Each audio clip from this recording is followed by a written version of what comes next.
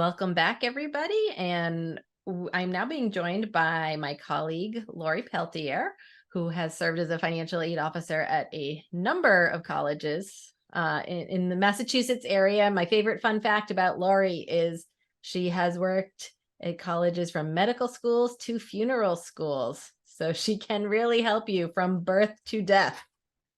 We are not going to be talking about birth or death today. Today, Laurie is going to be helping us with the college transfer process. Welcome, Laurie.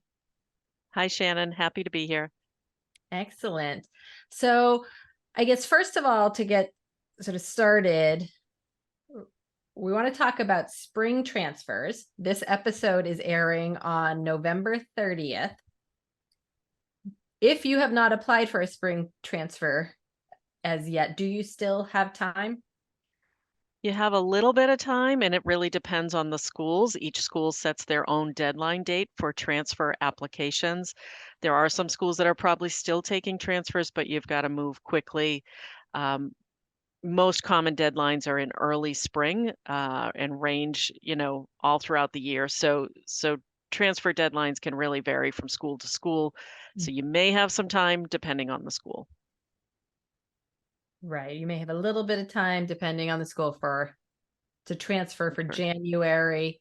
Right. If not January, next opportunity would be for fall. Correct. You can't transfer in the middle of a term, so it would be whenever a new term is starting. So yes, you could transfer for the fall, and those deadline dates are usually early spring as students Spring get ready deadlines. to finish their semester and start in the fall at a new school. Got it.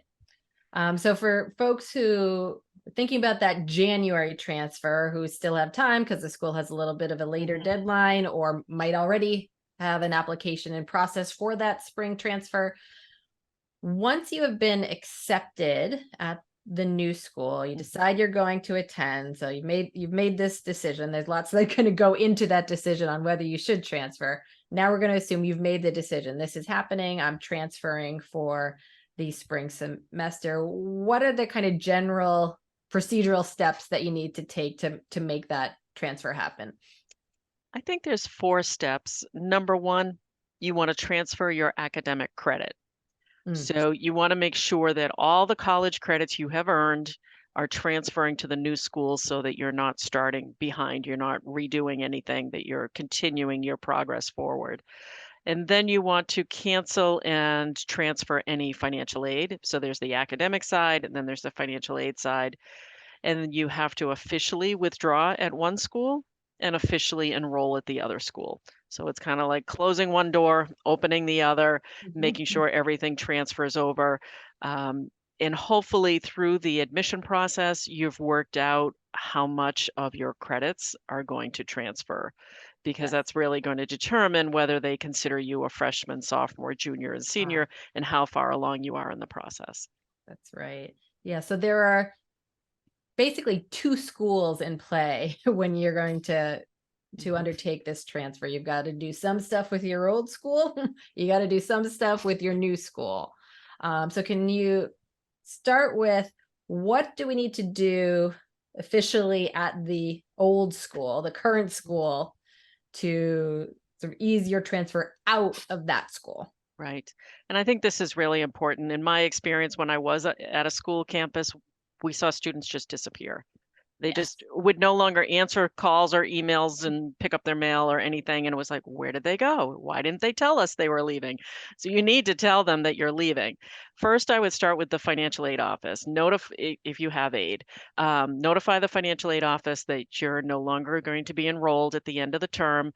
um, they will put you through what's called exit counseling. If you borrowed student loans at your existing school, you want to go through exit counseling to review what you borrowed, who you borrowed it from, how much you owe, the interest rates, what's going to happen going forward with those loans. So many students skip this, and it's really important um, is to really understand, what's going on with your loan. So the financial aid office will do that with you if you tell them that you're leaving. they won't know if you don't. Then the registrar's office is the other important piece on campus. The registrar's office needs to see an official withdrawal. You need to sign some document that says you're withdrawing, and they will issue the official transcript. So that last final official transcript, that's a cumulative review of all of your credits, is coming from the registrar's office. Sometimes it costs money to request a transcript, usually like $5, but you would do that through the registrar's office. If you're living on campus, if you're an on-campus student, you won't want to notify the housing office, whatever that's called, residence life, student housing, to tell them that you're not coming back after the holiday break. You want to schedule a move out date and a damage check, because otherwise they could charge you for damages that you didn't make. If they have keys, which is kind of old school, but if they had keys to the building, you need to return your keys. And then Mhm. if you have a mailbox on campus, you would want to notify the mailroom on campus that you're closing out your mailbox and maybe set a forwarding address of where you want any information to be forwarded. So kind of similar to moving your home or your apartment, there's things you need to do to close out that chapter. Definitely. And I really can't emphasize enough the checking in with the financial aid office. Lori and I were both financial aid officers at colleges, and I can't tell you how many times um, a student would come to me in the spring semester at the new school wanting financial aid at the new school. And I could not process any like federal student loans for them because they still had their existing loans at the old school. Right. Those weren't canceled yet. So I Hmm. would say, I can't give you any student loans. You've already borrowed your annual limit. And they would say, well, no, I didn't. I only got half of it because I left my school after one semester. And I would say, does the financial aid office know that?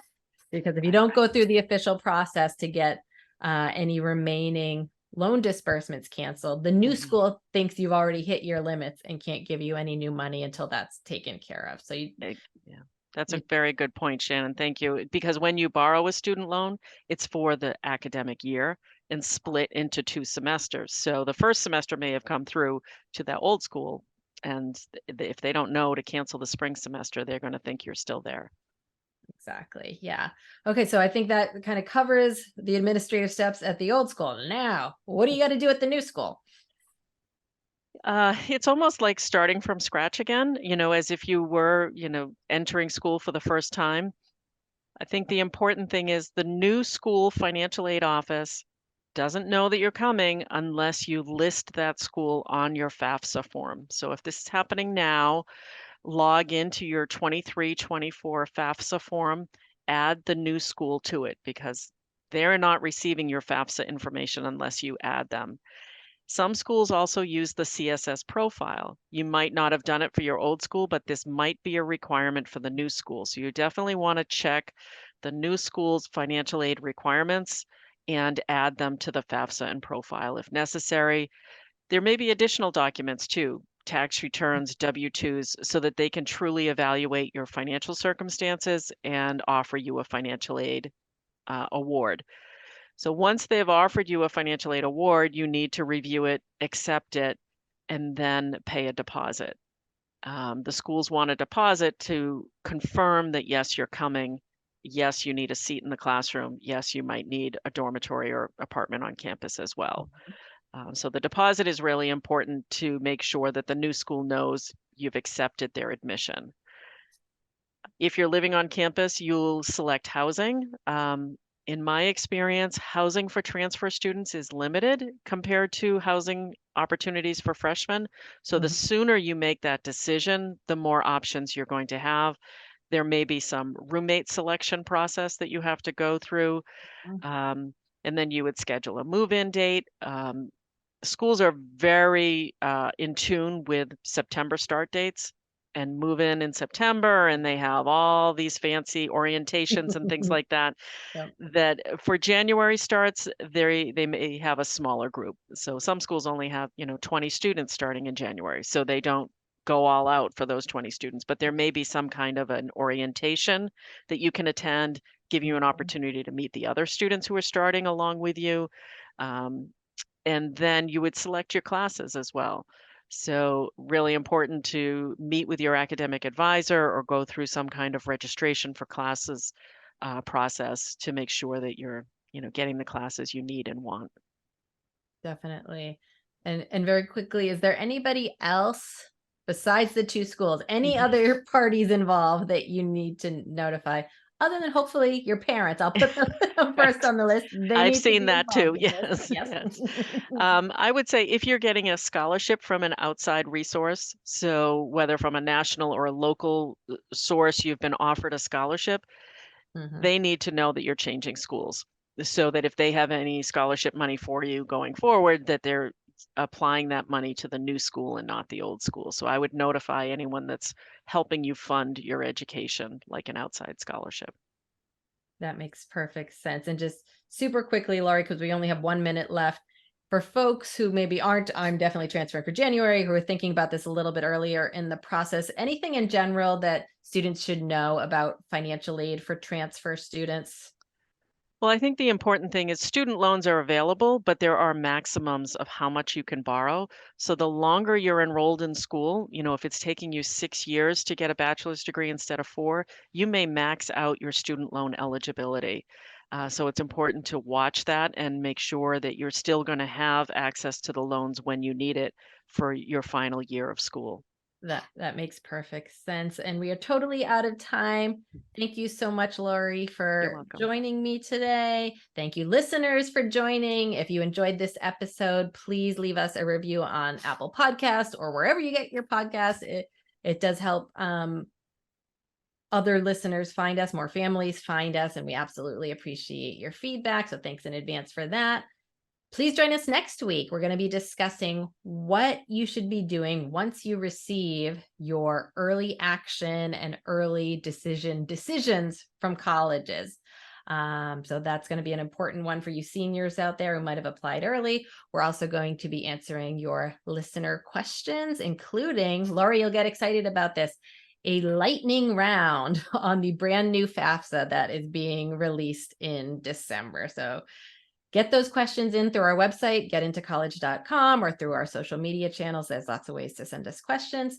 So tune in next week. And remember, we're here every Thursday at 4 p.m. Eastern, 1 p.m. Pacific.